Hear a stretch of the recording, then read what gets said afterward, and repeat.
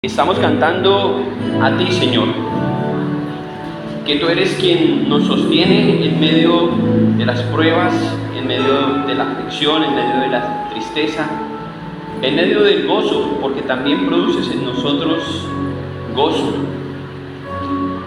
Eres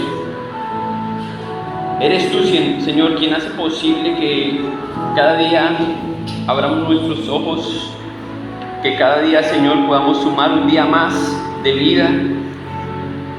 Eres tú quien hace posible, Señor, que podamos amar, perdonar. Eres tú, Señor, quien hace posible que le demos sentido, valor a esta vida, Señor. Y entendemos, Señor, que tenemos una sola vida para honrarte, para adorarte, y queremos usarla, Señor, con ese propósito. Hemos llegado a este lugar, Señor, con el deseo de escucharte a ti. Hemos llegado hasta aquí, Señor, con el deseo de hablar contigo, Señor, pero que tú también nos hables, con abrir nuestro corazón para adorarte, Señor.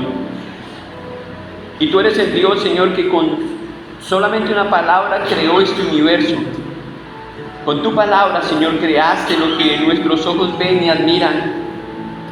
Y por eso sabemos que tu palabra tiene poder para seguir trabajando en nuestra vida, para darnos esperanza, para corregir, para instruir, para exhortar, para alentar. Y rogamos, Señor, que uses tu palabra esta mañana en nuestras vidas, porque todos necesitamos algo de ti, Señor.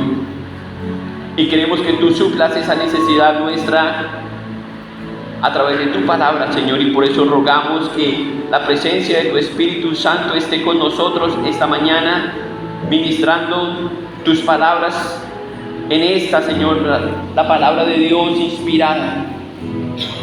Ayúdanos a abrir nuestro corazón. Ruego, Señor, que quites las distracciones de nuestro alrededor, para que podamos tener nuestros ojos bien abiertos, Señor, nuestro entendimiento abierto, nuestro corazón abierto para recibir tu palabra, Señor. Gracias, Señor, por todo lo que tú puedas hacer por nosotros esta mañana. Oramos creyendo todo esto, Señor, porque Jesús dijo que lo que pidiéramos en tu nombre, tú lo harás, Señor, conforme a tu voluntad. Y por eso lo pedimos en el nombre de tu Hijo Cristo. Amén.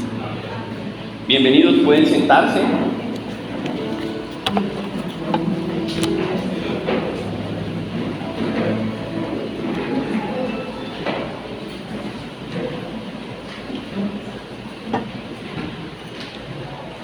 Espero que hayan descansado bien. Como digo, a veces algunos dicen que sí, pero uno se da cuenta aquí, ¿cierto?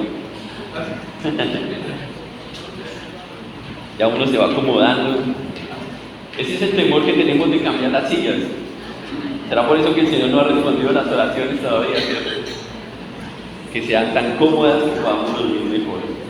Bueno, hermanos, amigos, bienvenidos a los que nos acompañan hoy por primera vez. Estamos en una serie en la primera carta de Pablo a los Corintios. Ya estamos casi que finalizando este estudio de esta carta y llegamos al capítulo 15. Así que, por favor, abran sus Biblias en la primera carta de Pablo a los Corintios, capítulo 15. Vamos a continuar estudiando este capítulo. Quizás este es el capítulo bestseller de la carta. Si uno entiende este capítulo, creo que valió la pena haber leído la carta de Pablo aquí juntos. En realidad este capítulo es muy importante, pero vamos a dividir el capítulo porque es un capítulo bastante extenso, así que lo vamos a dividir en 3 mensajes. Estén orando por los siguientes 2 mensajes. Los que han estado aquí acompañándonos en la serie ya se han dado cuenta que esta es una iglesia, la iglesia de Corinto, una iglesia con muchos problemas, ¿cierto? Una iglesia que tenía, todo tipo de dificultades. Quiero hacerles una pregunta. ¿Qué creen que necesita más una iglesia cuando tiene problemas? ¿Qué es lo que más necesita una iglesia cuando tiene problemas? Esperen, aquí, yo les voy a dar las opciones, ¿ok? Porque sí quiero que ustedes me ayuden, pero quiero ser un poco más ordenado. Yo sé que ustedes pueden tener una respuesta y que esa respuesta es importante. Ahora, miren las respuestas que están ahí y ustedes escogen una de las respuestas. ¿Qué necesita o qué creen que necesitan una iglesia con más problemas? Lean primero todas las opciones. A, más disciplina. B, mejores líderes. C, más organización. D, más compromiso. E, más enseñanza. Yo sé que ustedes van a decir, me faltó la mía. Entonces ponga ahí la suya. ¿Sí? Pero con estas opciones que tenemos aquí en la pantalla, ustedes podrían elegir una de las cosas que más necesita una iglesia con problemas, una iglesia como la iglesia en Corinto. ¿Quiénes votan por la A? ¿No? ¿Nadie vota por la A? Levante la mano si vota por la A. Ok, uno. Bien, ¿es válido? Bien. ¿Quiénes votan por la B? Bien, importante. Mejores líderes. ¿Quiénes votan por la C? La C. Ok. Bien. ¿Quiénes votan por la D? ¡Wow! Ahí está. Muy bien, y con el regaño que les pegó, les mandó Emiliano esta mañana apenas, ¿sí? Creo que funciona, Emiliano. ¿Quiénes votan por la E?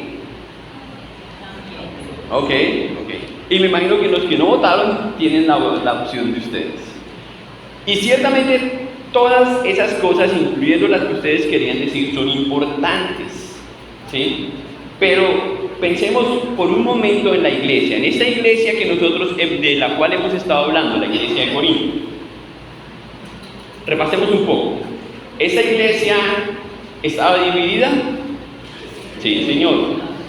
¿Esta iglesia toleraba el pecado? Sí, Señor. ¿Esta iglesia había hermanos que peleaban entre ellos? Sí, Señor.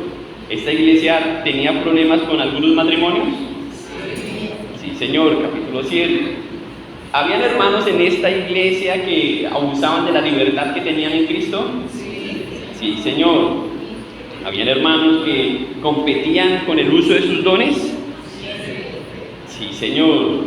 ¿Habían hermanos que estaban luchando para ser ordenados dentro de la iglesia? Eso fue recientemente. Sí, Señor. Se rehusaban al orden dentro del servicio.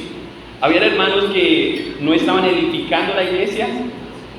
Sí, Señor. Y todavía estamos hablando de una iglesia. No es tan sorpresivo hoy entender que las iglesias tienen problemas, ¿verdad? Porque la iglesia está hecha de problemáticos, o sea, nosotros, ¿sí? Pecadores caídos. Y el problema es no tener una solución para el problema, pero el Señor nos dio una solución y nos escogió a todos así. Si ustedes fueran el apóstol Pablo, ¿sí? ¿Cómo decidirían terminar esta carta sabiendo ya todo lo que conocen hasta ahora con los problemas de esta iglesia? ¿Cómo terminarían la carta? De pronto algunos con un tono más fuerte como el de Emiliano le meterían otro regaño ahí, ¿cierto? ¿Cómo decidiría usted terminar esta carta? Algunos de pronto harían alusión al amor, diciendo que hay una falta de amor entre nosotros, o alguna de las cosas que ya mencionamos. O quizás alguien se atreva a decir, vamos a hacer un resumen de las lecciones más importantes y vamos a sacar las 10 reglas de oro para la iglesia en Corinto. Podría ser una solución, quizás, pero no. Eso no es lo que hace el apóstol Pablo. Pablo no hace ninguna de esas cosas. Pablo hace algo sorprendente y algo muchísimo mejor de lo que nosotros hubiéramos elegido. ¿Qué es lo que hace Pablo? Durante 14 capítulos, desde el capítulo 1, Pablo viene hablando y nos ha mostrado que la iglesia ha sido exhortada, le ha dado enseñanzas, le ha dado instrucciones a la iglesia para que la iglesia se mantenga unida, para que la iglesia sea cada vez más santa, para que la iglesia sea cada vez más amorosa, una iglesia más comprometida. Lo que ustedes vieron ahí, una iglesia que se edifique entre ellos, una iglesia que mantenga el orden. Pablo ya dijo todas esas cosas. ¿sí? Y mucho de eso es respuesta a las preguntas que los hermanos tenían. Todo eso describe en realidad una iglesia, pero también describe una iglesia que entiende el Evangelio y ha sido transformada por él. Así que lo que Pablo empieza a hacer ahora en el capítulo 15 es algo extraordinario. Miren que Pablo no empieza, no hace preguntas, ¿sí? Pablo no dice, bueno, porque es algo como frustrante, uno como pastor, hablemos en el caso de Pablo, enseñar todo lo que enseña y al final darse cuenta que la iglesia no está caminando en la dirección que uno espera. Pero Pablo entiende que eso no depende de él. Pablo entiende eso, que eso no depende de él. Entonces, Pablo no está simplemente empujando un tren en sus fuerzas. Él está ayudando a entender a la iglesia qué es la iglesia y cómo Dios quiere obrar a través de la iglesia. Claro, a uno le quedan preguntas sobre esta iglesia, porque uno dice, bueno, si esta es una iglesia que entendía el Evangelio, ¿por qué no estaba caminando conforme al Evangelio? ¿Por qué vemos tantas dificultades en esta iglesia del primer siglo donde su pastor era el apóstol Pablo? Donde vemos al Espíritu Santo obrando de una forma tan singular. ¿Por qué?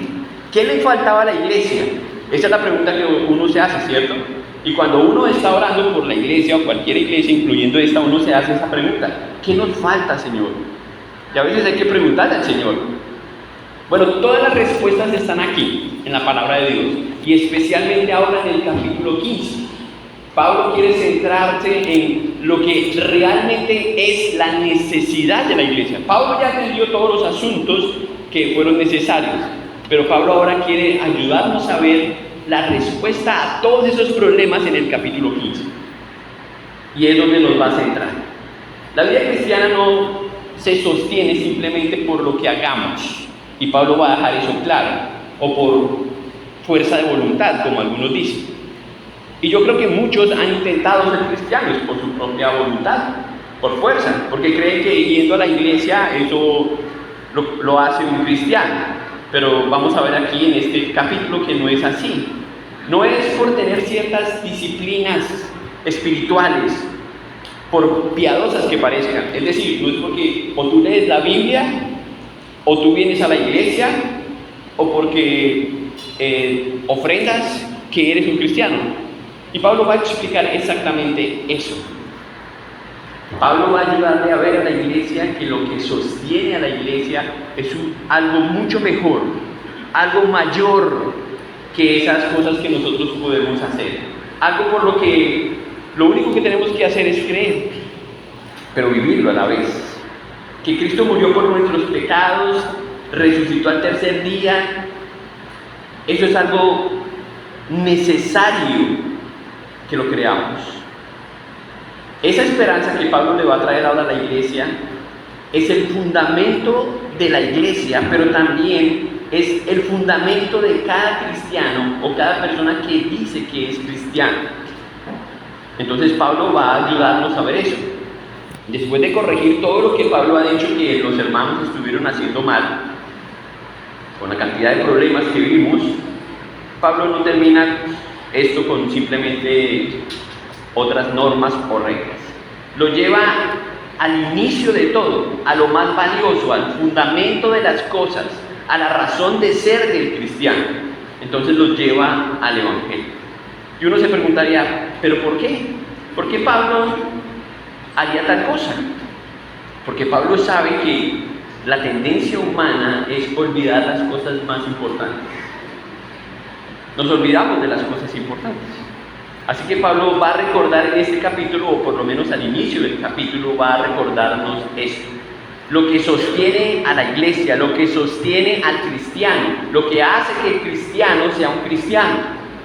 Y aunque parezca muy elemental, todos lo necesitan entender.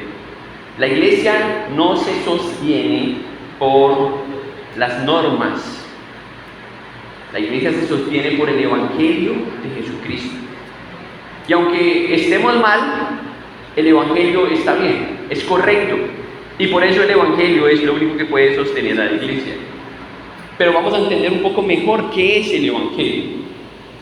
Si yo les hiciera esta pregunta a ustedes, ¿qué es el Evangelio?, seguramente yo encontraría un sinnúmero de respuestas diferentes. Pero después de estudiar estos primeros versículos, por lo menos hasta el versículo 11 donde estaremos, yo espero que podamos tener un criterio más unificado de lo que es el Evangelio. Porque no encontramos en la Biblia otra porción de la Escritura tan clara donde de forma sintetizada nos dice qué es el Evangelio. Aquí en 1 Corintios capítulo 15 lo encontramos de una forma muy clara. Aunque parezca tan claro y tan sencillo, cada uno tiene que creer. El mayor problema de la iglesia entonces no es que desconozcamos el Evangelio, porque muchos dirán, otra vez lo mismo. Sí, es lo mismo, sino que dejemos de vivir el Evangelio. Ese fue el problema de la iglesia en Corinto. Ese es el problema de todos los cristianos cuando empiezan a irse hacia un lado. Estoy hablando de cristianos que dejan de vivir el Evangelio. Y Pablo lo dijo en varias ocasiones, especialmente en la carta que escribió a los Gálatas, que cómo fue posible que iniciaron por el Espíritu y terminaron en las obras de la carne.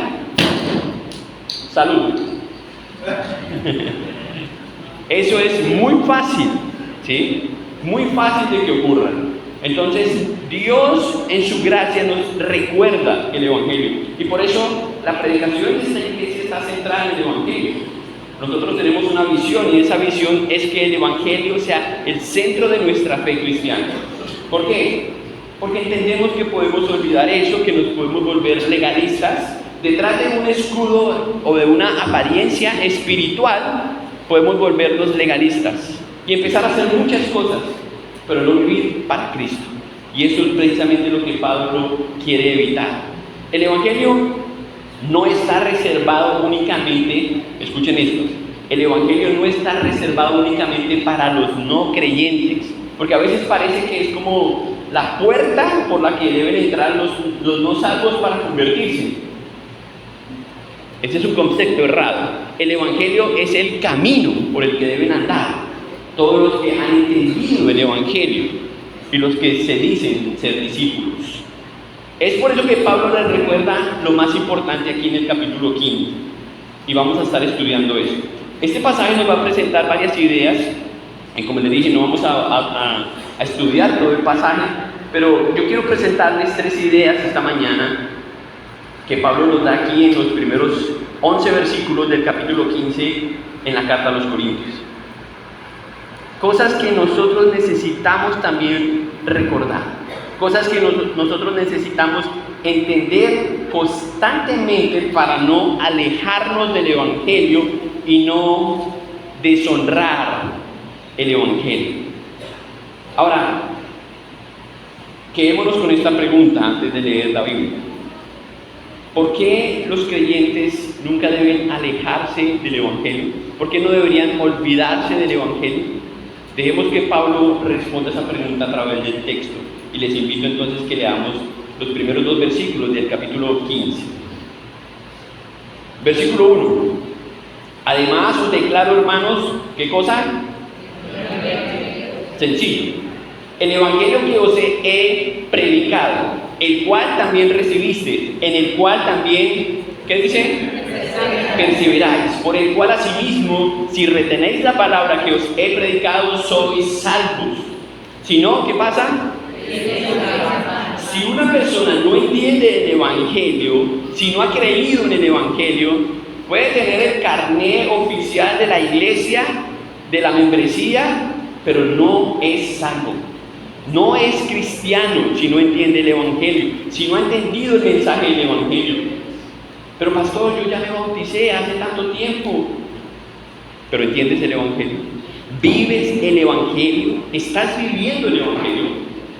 Eso es lo único que te va a hacer un creyente genuino para el Señor. Y por eso es que Pablo nos recuerda aquí. Estos 2 versículos son maravillosos y responden muy bien a la pregunta inicial que hicimos. ¿Por qué los creyentes nunca deben alejarse del Evangelio? Porque el Evangelio es el fundamento sobre el cual permanecemos. El Evangelio es el fundamento en el cual andamos. Como les dije, no es algo que necesitamos solamente para la salvación, es algo que necesitamos para caminar mientras somos salvos. Y es por eso que Pablo nos recuerda. Miremos lo primero que hace Pablo acá. Pablo llama, y bueno, yo no sé, yo subrayé en mi Biblia, si ustedes quieren subrayarlo también lo pueden hacer, la cantidad de verbos que él usa en estos 4 versículos. Y eso me ayuda a pensar en el argumento de Pablo. Lo primero que hace entonces es hacer una declaración acerca del Evangelio. Un Evangelio que Pablo dice que fue primero predicado. Esto nos ayuda a pensar un poco en el trabajo de Pablo. Pablo muestra una secuencia por la que transitan todos al final si verdaderamente son salvos. Eso es lo que resumen esos 2 versículos. Lo primero es que el Evangelio tiene que haber sido predicado, o de parte del receptor tiene que haber sido escuchado cuando fue predicado. Usted no puede decir que yo fui salvo y contar una historia de que usted iba en el carro y se le apareció una luz y en ese momento usted fue salvo. Pero uno dice, ajá, ¿y qué pasó ahí? ¿Sí? ¿Dónde está el Señor? ¿Dónde está la muerte de Cristo? ¿Dónde está la resurrección? ¿Dónde está el perdón? ¿Dónde está la gracia? Y puede ser una experiencia válida, pero tenemos que dudar cuando en realidad el Evangelio no es el eje central de nuestra declaración de fe o de nuestra salvación. Entonces lo primero que tiene que haber pasado cuando una persona entiende el Evangelio para salvación es que esa persona lo escuchó. ¿Recuerdan lo que dice Pablo en Romanos? Que la fe viene por... No hay otra manera de que nosotros podamos tener fe en Jesucristo que escuchando la palabra de Dios. Por eso Dios nos pide a todos que prediquemos el Evangelio. Vayan a todo el mundo y prediquen el Evangelio. No es que cuente sus historias, no es que simplemente invente cosas o experiencias. No, es el Evangelio. Ahora, puede ser que cuando usted haya escuchado el Evangelio no entendió que era el Evangelio, pero usted entendió que era un pecador. Bueno, ese es un elemento del Evangelio. Una de las cosas que tenemos que entender antes de entender el Evangelio, antes de entender las buenas noticias, son las malas noticias. Y la mala noticia es que todos somos pecadores y necesitamos el Evangelio. Entonces, si usted de antemano me dice, no, pero yo no entendía nada, pero yo sabía que era un pecador y en ese momento yo confesé mis pecados a Cristo. Claro, usted puede crecer en su entendimiento del Evangelio, pero ¿entiende usted que era un pecador y que hay un Dios santo? Y que usted le ha fallado a ese Dios santo. Ese es, creo que, el inicio de la fe de cualquiera de nosotros. De una u otra manera, en cualquiera sea la experiencia. Pero lo primero es que el Evangelio debe ser predicado. Y Pablo nos recuerda eso. Yo les prediqué a ustedes, iglesia de Corinto, el Evangelio. Ahora, no solamente fue que lo escucharon. El segundo verbo dice que lo recibieron. ¿Qué quiere decir eso de que lo recibieron? Que recibieron el Evangelio. Si ya lo escuché, ahora lo recibo. ¿Qué quiere decir? Que yo abrazo esas verdades, las entiendo y las hago mías. Esas cosas que yo comprendo de lo que Jesús hizo en la cruz tienen significado real para mí. No son cosas que hacen parte de la historia, porque todos conocen la historia de hace más de 2000 años. Es fácil pasar por una cruz y venerar la cruz, santiguarse o como se dice. Pero eso no es lo que Pablo está diciendo, sino que cuando alguien entiende la predicación del Evangelio, lo recibe. Recibe lo que Cristo hizo por esa persona. Eso es lo que significa entender y recibir el Evangelio. Que usted acepta la obra que Cristo hizo en su lugar. Eso, hermanos, quita una enorme carga de nuestros hombros. Porque siempre sentimos culpa por el pecado. Pero cuando entendimos lo que Cristo hizo, ahora solamente descansamos en que Cristo cargó nuestra culpa por el pecado. Pablo dice también, versículo 2, por el cual asimismo, hablando del Evangelio, retenéis la palabra que os he predicado. Y miren cómo él dice que es una dinámica ahí en el hecho de que reciban la palabra de Dios. Luego dice en el versículo, en la segunda parte del versículo 1, en el cual también perseveráis. O sea, el Evangelio es lo único que nos ayuda a continuar, a mantenernos adelante. Y eso es lo que Pablo está diciendo. Aquí Pablo nos regala el A, B, C y D del Evangelio. Predicarlo, recibirlo, preservar en él y al final sois salvos. Eso es como la ruta que cualquiera tiene que atravesar para llegar a ser salvo. ¿Salvo de qué? Bueno, de la condenación que Dios designó a todos aquellos que han desobedecido abiertamente a Dios y tendrán que pagar por pecar en contra de un Dios santo. De eso está hablando el apóstol Pablo. El orden en el que lo dice nos ayuda a ver otra vez por los tiempos de los verbos predicado, recibido, que está hablando del pasado. O sea, Pablo no está dudando de la fe de ellos. Pablo sabe que ellos son cristianos, pero Pablo también sabe que ellos habían perseverado en alguna forma en su fe. Me gusta como lo dice la Biblia, la nueva traducción viviente. En esa parte donde dice perseveráis, dice estáis firmes. Estáis firmes. Habla de un efecto único que indica cuando hemos sido declarados justos delante de Dios. Pablo dice que la única forma en que nosotros podemos perseverar, o usando esa traducción diferente, la única forma en que podemos estar firmes es cuando hayamos aceptado el Evangelio, hayamos creído en él. Eso fue lo que Pablo dijo en Romanos capítulo 5. Déjenme leer los 2 primeros versículos de ese capítulo. Escuchen cómo lo dijo allá. Por tanto, habiendo sido justificados por la fe, otra vez la fe, tenemos paz para con Dios por medio de nuestro Señor Jesucristo, por medio de quien también hemos obtenido entrada por la fe a esta gracia, en la cual, nuevamente dice, estamos firmes, o podríamos decir ahí, hemos perseverado, y nos gloriamos en la esperanza de la gloria de Dios. En la teología de Pablo repite esto un sinnúmero de veces, diciendo que el Evangelio es el fundamento de la fe cristiana y lo único que nos ayuda a mantenernos fieles y firmes es el Evangelio. Nosotros hacemos mucho hincapié en la necesidad de las disciplinas espirituales y ciertamente necesitamos hacerlo, pero en realidad cuando nosotros pensamos en esto debemos pensar más en lo que Él ha hecho por nosotros que en lo que nosotros podamos hacer por Él. La expresión sois salvos está en tiempo presente, indicando una obra continua en la vida de los corintios. Pablo nos está enseñando que la salvación depende de un esfuerzo humano, sino que la salvación la recibieron por la predicación, por haberla aceptado, porque perseveraron en ella.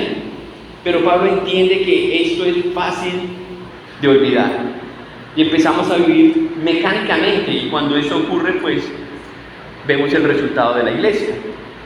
Ellos quitaron el eje central de su adoración y entonces empezaron a ceder en muchas cosas, y por eso Pablo tiene que recordarles estas cosas. Muchos están siendo entretenidos en las iglesias con mensajes que suenan muy bonitos, mensajes muy moralistas, mensajes muy alineados con lo que está ocurriendo de moda, con las cosas del momento, pero no es lo que la Biblia nos llama a nosotros predicar. Hay una sola cosa que el Señor quiere que prediquemos, y es su palabra. Y si pudiésemos resumir el mensaje de toda la Biblia, de estos 66 libros, desde Génesis hasta Apocalipsis, 1189 capítulos, usted se daría cuenta que hay un mensaje entretejido desde Génesis hasta Apocalipsis en más de 1200 años de historia, y ese mensaje tiene que ver con el Evangelio. con Jesucristo. Es decir, que la Biblia solamente nos quiere comunicar una cosa, y es lo que Cristo hizo. Desde que el hombre falló en Génesis capítulo 3, Dios le dio esperanza al hombre a través del Evangelio, a través de enviar a su Hijo al mundo, para que fuera restaurado el orden como era en Génesis capítulo 1 y 2. Así que todo el plan de redención que tenemos en la Biblia es el Evangelio, es la obra de Jesucristo. Sí, es mucha historia, solamente porque Dios ha sido paciente y amoroso para darnos a nosotros la oportunidad de creer el Evangelio. Hemos hablado aquí varias veces de la construcción en esta serie, como hablando un poco de las ilustraciones, la forma de recordar algunas cosas que son esenciales. Pero cuando nosotros pensamos, y hemos dicho varias veces esto, ¿qué es lo más importante en la construcción de un edificio? Ya todos dijimos y estuvimos de acuerdo que lo más importante eran las bases, los fundamentos, ¿verdad? ¿Ustedes ven los fundamentos de este edificio? Pasa con todos los edificios que lo primero que se deja de percibir en una construcción, aunque sea tan elemental, son los fundamentos. Y después empiezan a surgir las luces y los acabados y las otras cosas que hacen que los lugares sean memorables. Pero los fundamentos pasan a un segundo plano. Y ese es el riesgo que Pablo ve aquí presente, que el fundamento de la iglesia, que es lo que sostiene toda la iglesia, la fe cristiana, se entierre y pase a ser algo de segundo plano cuando es esencial para la vida del cristiano, para mantenernos como cristianos en todas esas cosas que Pablo ya mencionó, unidos, mostrando amor, firmeza, orden, disciplina, todas esas cosas. Y no hay forma de hacer eso si no estamos centrados en el Evangelio. Cuando yo quito mi vista del Evangelio, la tengo que poner en otra cosa. Es decir, en mis esfuerzos como hombre para ser un buen cristiano, o en alguna cosa moralista, en alguna regla pero ya estoy quitando el enfoque en el fundamento, y por eso es tan peligroso, y Pablo sabía eso. Pablo nos ayuda a pensar bien en las cosas que son importantes. Si el fundamento falla, no importa lo hermoso que pueda llegar a ser un edificio, no importa lo bello que sea, si el fundamento falla, al final todo caerá, todo se derrumbará. Entonces, este mensaje es muy urgente y es muy importante, porque es lo único que nos va a mantener con los ojos puestos en Cristo y no en las grietas y en las luces y en el color y en esas cosas secundarias. Es lo único que nos va a mantener firmes ahí. Pero si dejamos de descansar diariamente en esas verdades, y ya vamos a hablar de algunas de ellas del Evangelio, tarde o temprano nuestra vida espiritual comenzará a agrietarse. Empezaremos a hablar de me siento cansado, estoy confundido, no sé qué hacer. Y empieza usted a mirar hacia los lados y empieza a buscar respuestas y empieza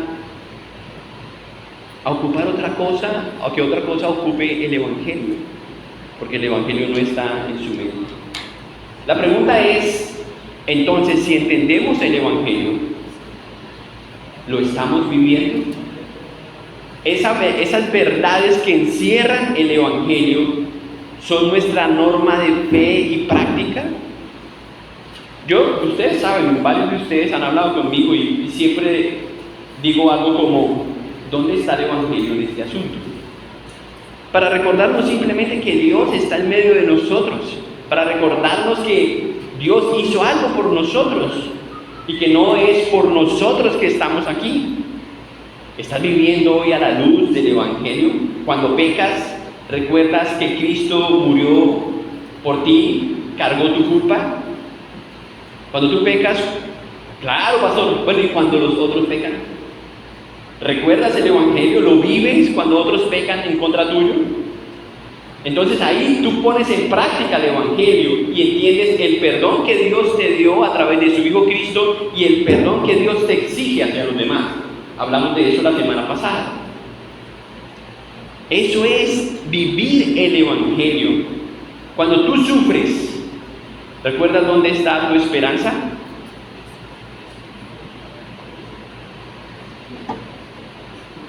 El Evangelio no está lejos. El Evangelio nos sostiene, nos solventa, nos ayuda a levantar la vista para recordar que Dios está ahí. Para Dios no hay accidentes. Dios es el autor de la vida. Él la da y Él la quita. Él es soberano sobre todo asunto. Y tenemos que recordar que eso es posible solamente a través del Evangelio. Porque Cristo hizo lo imposible, que fue vencer la muerte para darnos esperanza, aún en medio de la aflicción más profunda que es la muerte. Cuando sirves, lo haces por agradecimiento, lo haces por entender el Evangelio. ¿Hay otra razón por la que sirves al Señor? ¿Hay otra razón por la que haces lo que haces para el Señor? Quizás para sentirte que encajas en algo. Hermanos, como se dan cuenta, el Evangelio tiene que ser la motivación de todo lo que hacemos.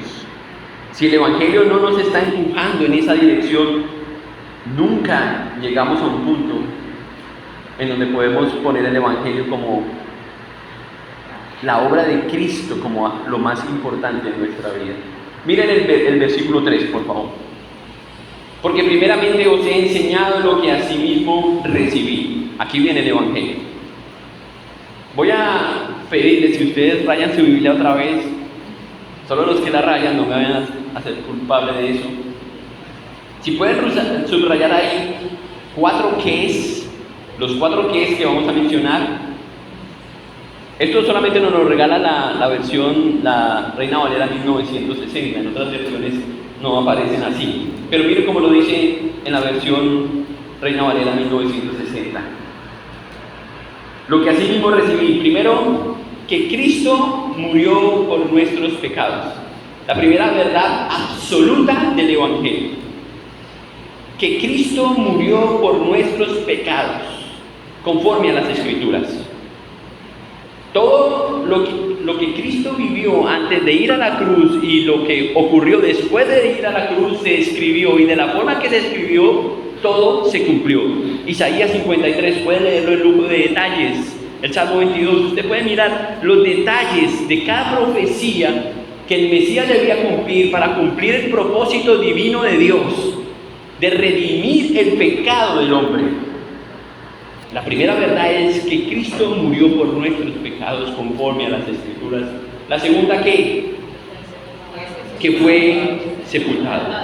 Es decir, ¿qué queremos decir con eso? Que murió, ¿cierto? Que lo enterraron. Cristo murió y estuvo muerto. Fue castigado. La razón por la que Cristo murió fue el pecado. Eso es lo que dice, ¿cierto? No fue cualquier razón, sino que dice que por nuestros pecados. Eso es lo que dice, ¿sí lo dice así en su Biblia o no? ¿Sí? Que fue sepultado, perdón, en la primera parte, que Cristo murió por nuestros pecados. No dice que simplemente murió por cualquier cosa, sino que el propósito de su muerte tenía que ver con nuestros pecados, para Él poder tomar nuestro lugar, que fue sepultado. Y el tercer, que resucitó, que fue visto, el cuarto, que fue visto por muchos testigos. Eso es algo extraordinario. La sepultura confirma que en realidad estuvo muerto. Era necesario, sí, porque muchos iban a poner en duda si realmente Cristo murió o no. Y con los 3 días era suficiente para darlo por muerto. Era necesario que se cumpliera esto, porque la Escritura así lo decía. La resurrección demuestra también que el Padre aceptó su muerte, que aceptó el sacrificio único y suficiente hecho para que todos los que en Él crean sean perdonados y para que sus pecados no sean tomados en cuenta, porque la muerte de Cristo sustituyó el castigo del pecador. Esa es la razón por la que Cristo murió. Tenemos que confiar o creer que eso es. Porque nada de lo que nosotros hagamos en esta tierra puede hacer cambiar eso. O sea, usted puede cometer un pecado y tratar de enmendarlo, pero todavía usted está, o Dios está, en contra suyo. Efesios dice que somos enemigos de Dios y que la ira de Dios está en contra del pecador. Así que no hay solución, la única solución fue la dada por Él mismo. Es su Hijo Cristo, es su muerte, pero también su resurrección. Esto comprueba nuevamente que ahora Dios dispuso de un plan para redimir el pecado de todos los que confían en Jesús. Los testigos muestran que no se trata de una leyenda. Dice aquí que, en el pasaje que leímos, dice que ¿a quién se apareció primero? Bueno, hay varios que, de hecho, aquí no están todos. Si usted lee los evangelios y hace una armonía de los evangelios, va a encontrar más. Pero como para no dejar dudas, dice que se apareció a muchos. Él estuvo por más de 40 días después de la resurrección en la tierra, predicando, comiendo, hablando con sus discípulos, solamente para que los testigos fueran suficientes. Porque si hubiese sido un asunto de 3 días, creo que eso se pudo haber manejado, pero fue imposible callar la resurrección de Jesús. Fue imposible comprar tantos testigos. Fue imposible vendar a los que vieron a Jesús. Esto nos muestra simplemente que Dios tenía el control y que Dios estaba haciendo algo especial para que todos los que pongan la fe en Jesucristo puedan recibirlo a Él como su Salvador. Es hermoso pensar que eso aplica también para nosotros hoy. 2 veces San Pablo dice aquí, en este pasaje, conforme a las Escrituras. Conforme a las Escrituras. Todo ocurre según el plan que Dios diseñó y que Dios nos reveló. Ahora, no sé por qué hay personas que todavía dudan de que Cristo resucitó y que Cristo dio esperanza a los que mueren y confían en Él y que ellos también resucitarán. Pablo va a hablar eso en los próximos versículos y estaremos hablando de eso en otro mensaje. Todo ocurrió según el plan soberano de Dios para que Dios mostrara su gloria y pudiésemos confiar en el Evangelio. Otra vez tenemos que imaginarnos en una situación en la que nosotros no podemos hacer nada.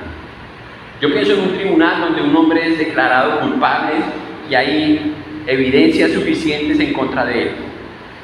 No hay argumentos que puedan declararlo inocente, libre de su condena. Entonces aparece esa persona que hace lo contrario y lo declara inocente, que se levanta y dice: yo asumiré la deuda de este hombre, yo asumiré el delito de ese hombre, voy a tomar el lugar de ese hombre. Todos nosotros hemos sido declarados pecadores. No hay justo ni aún uno, dice la Biblia. No hay ni uno que haga el bien. Todos hemos sido declarados pecadores. Entonces se aparece este hombre y dice: yo asumiré la sentencia. El culpable sale libre. Y no porque era inocente, no porque tenía cómo pagar, no, porque creyó en el ofrecimiento, en el Evangelio. Y es por eso entonces que Cristo murió por nuestros pecados. para hacernos victoriosos a nosotros, porque Él sabía que nosotros no podíamos pagar la deuda de pecado. Esa es la razón para asegurar nuestro lugar ante Dios. Vivimos en una cultura donde Jesús es presentado como un influencer, como una persona importante, como un maestro, como alguien históricamente hablando, alguien real, alguien que nos puede dar lecciones de moralidad, alguien que nos puede enseñar cosas espirituales. Pero Pablo no nos recuerda simplemente que eso es el Evangelio. Pablo nos habla de la vida, la muerte y la resurrección de Cristo. Algo que humanamente es imposible que alguien haga, que solamente el Hijo de Dios pudo haber hecho. Para suplir la ira de Dios, para apaciguar la ira de Dios. Eso fue lo que Cristo hizo por nosotros. Entonces, si nosotros estamos viviendo el Evangelio y hemos creído en el Evangelio, ¿qué poder tienen esas verdades en nosotros cuando nosotros decimos que somos sus hijos y vivimos para Él?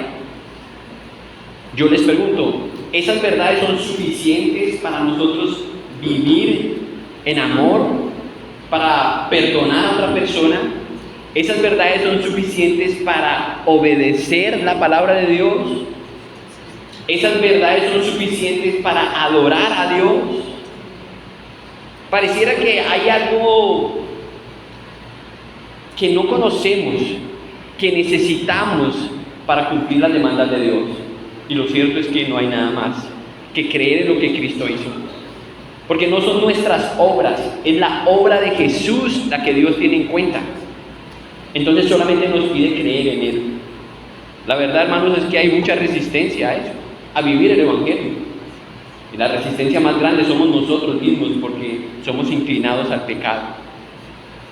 Entonces, aunque sabemos cognitivamente lo que tenemos que hacer, esta naturaleza pecaminosa y sus deseos carnales nos van a llevar, nos van a guiar en otra dirección, que no es la del Evangelio. ¿Correspondería esto entonces a decir que yo he creído en el Evangelio, que lo he aceptado? Por eso cuando Pablo dice allá en la segunda carta a los Corintios, el capítulo 4, versículo 4, que Satanás tiene cegado el entendimiento de los incrédulos, es fácil entender que este es el comportamiento de un incrédulo, pero no es comprensible en ese contexto pensar que sea este el estilo de vida de una persona que ha dicho que entiende el Evangelio, que lo ha recibido, que lo ha escuchado y que es testigo de ello. Este no es el entendimiento. Pablo nos recuerda que el corazón del Evangelio no es simplemente quién fue Jesús. Porque sí, usted puede saber quién fue Jesús, pero necesita creer lo que Él hizo por usted y volver eso personal. ¿Entiende la diferencia de eso? Que eso lo hizo por usted. Hasta que eso no se vuelva en algo personal, le comunico que usted solamente ha entendido una parte, pero no ha aceptado y no ha creído en el Evangelio, lo que Cristo hizo por usted. Nuestra esperanza no descansa en lo que nosotros podamos hacer, en los méritos de los hombres, sino en una obra que ya está completada, que ya fue, en las palabras del Señor, ya fue consumada. Y es la obra que Él hizo en la cruz.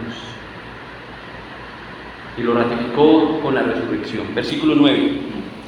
Dice Pablo, porque yo soy el más pequeño de los apóstoles, que no soy digno de ser llamado apóstol porque perseguí a la iglesia de Dios. Pero por la gracia de Dios soy lo que soy, y su gracia no ha sido en vano para conmigo. Antes he trabajado más que todos ellos, pero no yo, sino la gracia de Dios conmigo. Porque o sea yo, o sean ellos, así predicamos y así habéis creído. Hermanos, ¿por qué los creyentes nunca debemos alejarnos del Evangelio? ¿Cuál fue la primera razón por qué no debemos alejarnos? Porque es el fundamento de nuestra fe, ¿cierto? El Evangelio es el fundamento en el que permanecemos. La segunda verdad fue porque el Evangelio anuncia la obra de Cristo, la obra perfecta de Cristo. Y en estos últimos versículos, porque el Evangelio transforma a quien lo recibe. ¿Qué dijo Pablo? El gran Saulo ahora era el pequeño Pablo. Y dicen los historiadores además que era pequeño.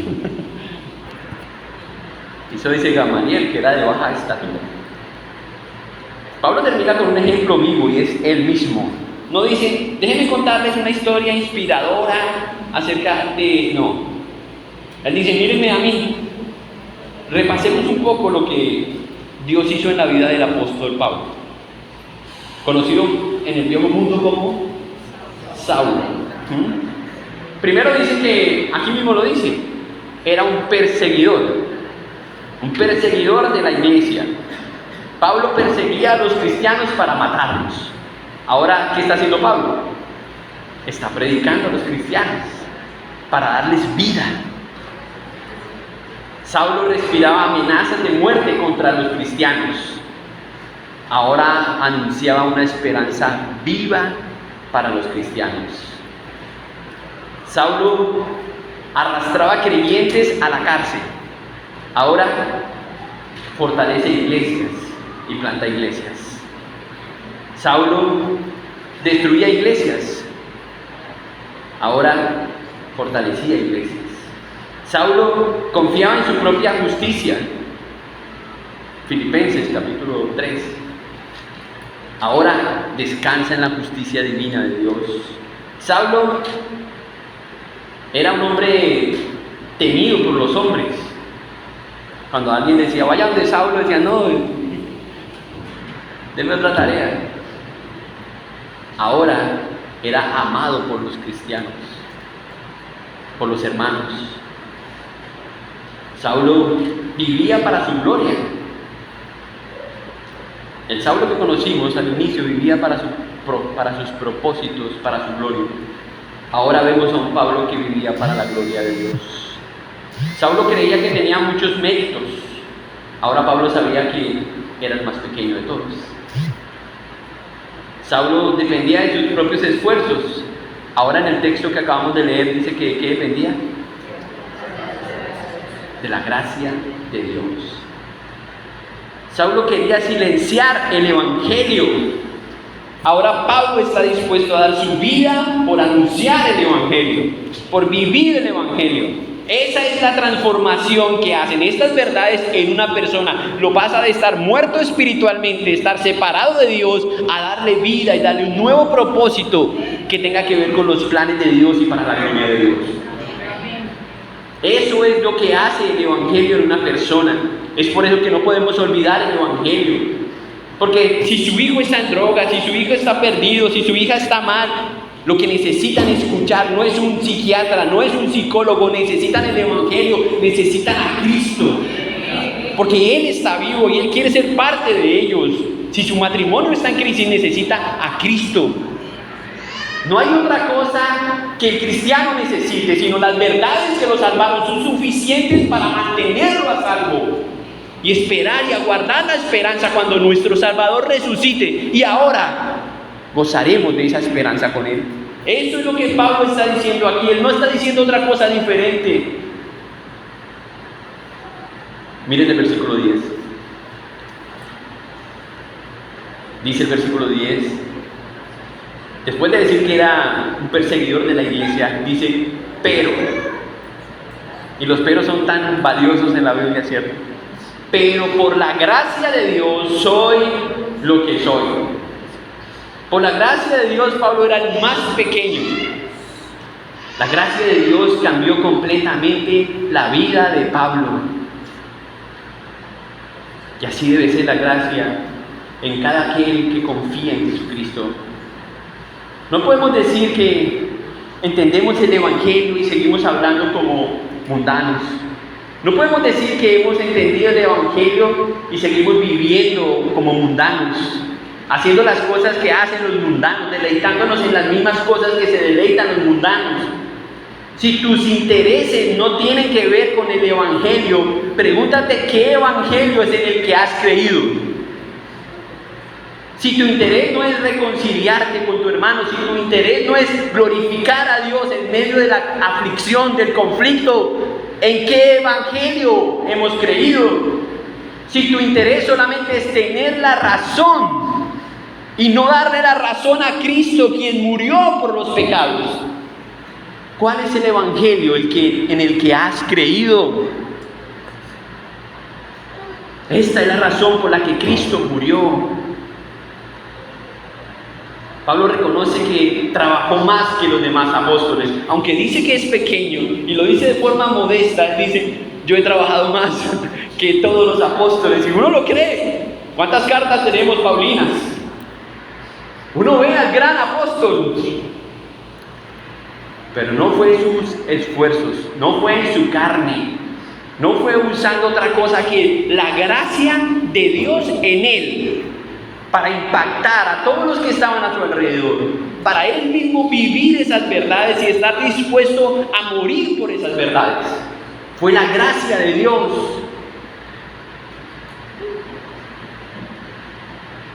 Todas las herramientas que Dios nos ha dado para mantenernos unidos a Él se desligan del Evangelio, de lo que Cristo hizo por nosotros. Inmediatamente después de decir que fue por eso, dice: aunque no yo, sino la gracia de Dios conmigo.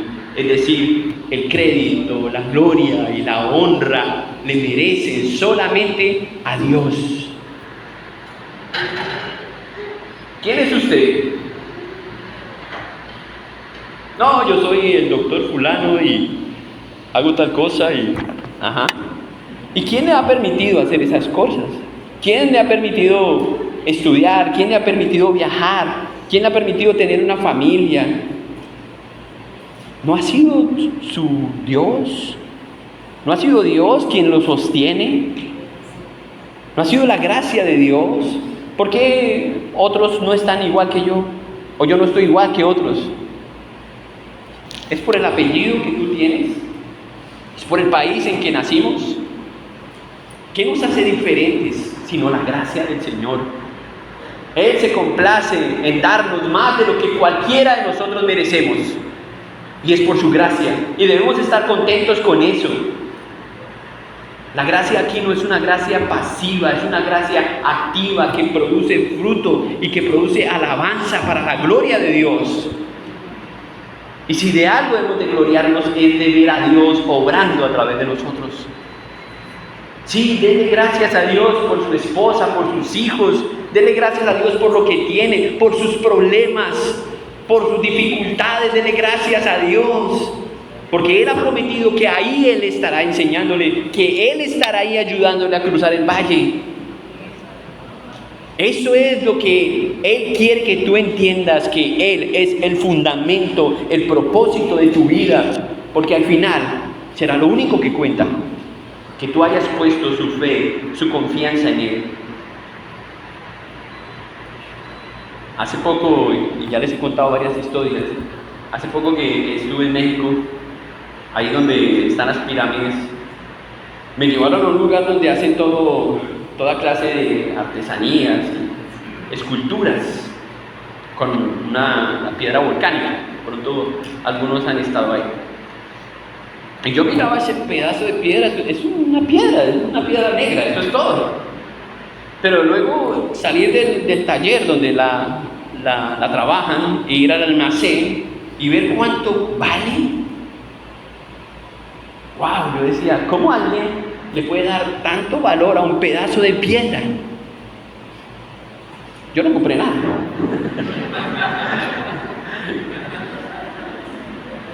¿Saben qué es lo extraordinario de eso?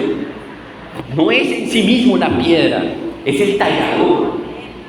Eso es lo extraordinario. Cuando estamos en las manos de Dios y Él nos talla y trabaja en nosotros, le da valor a algo que era inservible.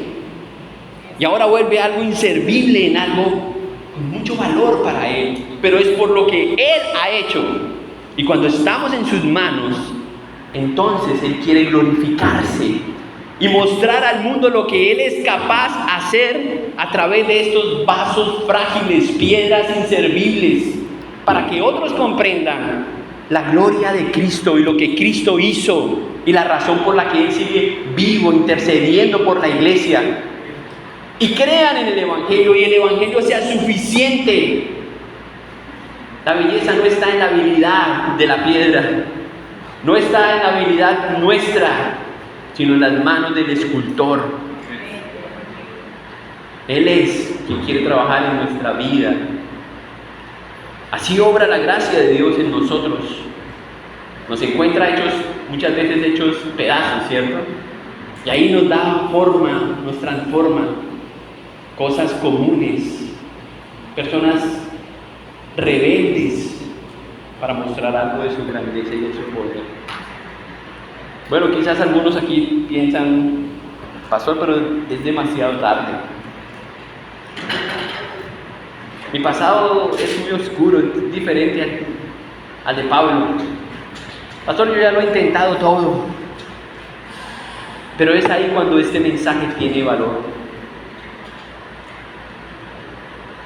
Pablo dice que él fue como un abortivo.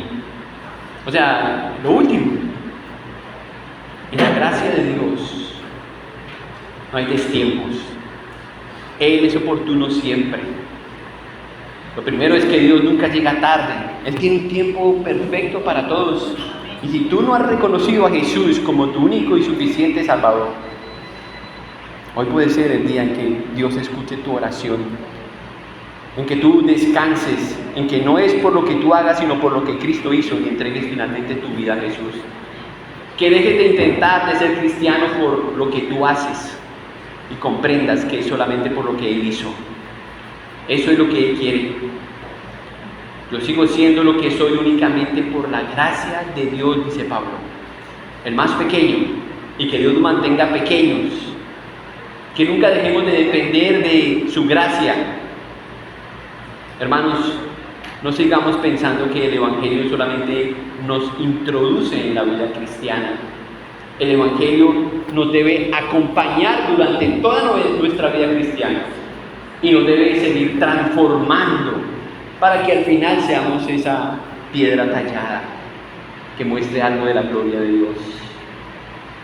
Hemos visto hasta aquí, después de 14 capítulos, después de tantas correcciones a esta iglesia, el recordatorio del Evangelio. Porque Pablo sabe que esta iglesia necesita tanto el Evangelio como nosotros. Que no son los mandamientos, no son las reglas, no es lo que hacemos, sino lo que Cristo hizo. Eso es el Evangelio. Que Él murió por nuestros pecados, que resucitó conforme a las Escrituras, que sigue sosteniendo a su iglesia, que Él es capaz, que esta es su iglesia, que Él es la cabeza. Eso es lo que Él quiere que creamos. Quiero invitarles a que oremos, pensando en lo que hemos leído esta mañana. Cierre sus ojos y tome unos minutos para orar, para pensar en la forma en que usted está viviendo el mensaje que usted ha escuchado.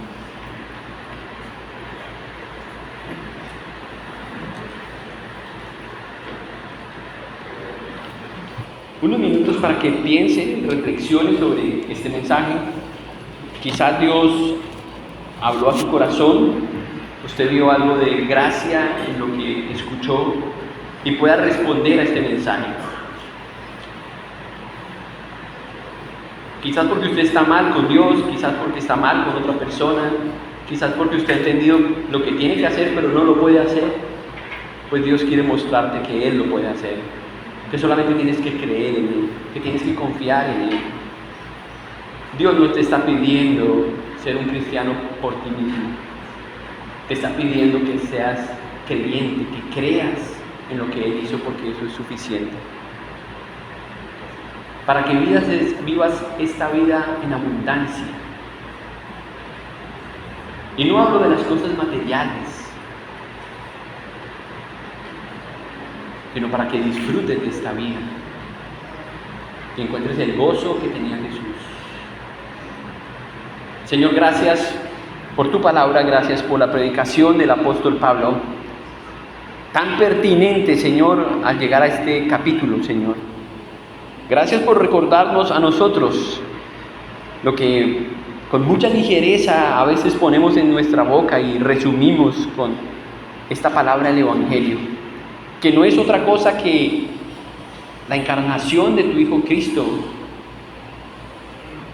la vida de tu Hijo Cristo, todos sus milagros, todas sus enseñanzas, todas sus palabras, para al final ir voluntariamente a esa cruz y tomar nuestro lugar y estar dispuesto a morir por nuestra culpa, por nuestros pecados. Gracias, Dios, porque tu Hijo resucitó y nos enseñó con ello que hay victoria en la muerte, que la muerte ya no tiene poder sobre nosotros y que la obra de Cristo tiene suficiente poder para matar cualquier pecado en nosotros y darle vida, Señor, al nuevo hombre en nosotros, creado según Dios, creado según tú, Señor, para justicia, para verdad. Ayúdanos a confiar en la obra de tu Hijo Jesucristo y que esa obra sea suficiente para vivir esta vida con gozo, nuestra fe, lo que creemos, lo que tú has hecho, lo que hizo tu Hijo, Señor, lo que significa ser cristianos. Gracias por eso, Señor. Bendice a cada persona aquí. Ayúdale, Señor, especialmente si hoy ha orado contigo, Señor, y ha tomado una decisión. Déjanos saber, Señor, quién lo ha hecho. Guíalo, Señor, para que siga creciendo en su fe, en su amor hacia ti. Y acompáñalo, Señor, mientras transita este camino de la fe. Gracias por todo, Señor. En el nombre de tu Hijo Cristo oramos. Amén.